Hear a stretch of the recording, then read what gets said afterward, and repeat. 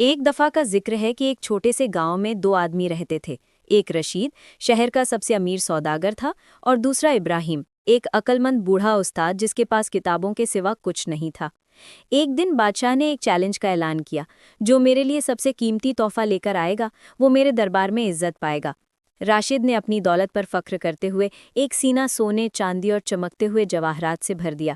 اس نے سوچا، پیسے کی طاقت کو کوئی نہیں ہرا سکتا۔ ابراہیم تاہم ایک چھوٹی سی سادہ نوٹ بک کے علاوہ کچھ نہیں لایا۔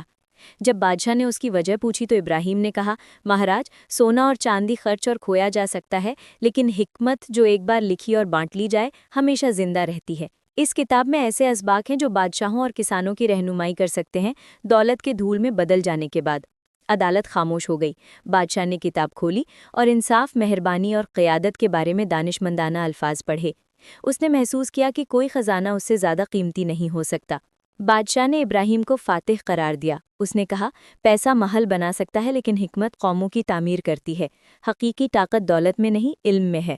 اس دن سے گاؤں میں ہر کوئی ابراہیم کی عزت کرتا تھا۔ یہ ثابت کرتا تھا کہ حکمت سونے سے زیادہ امیر ہے۔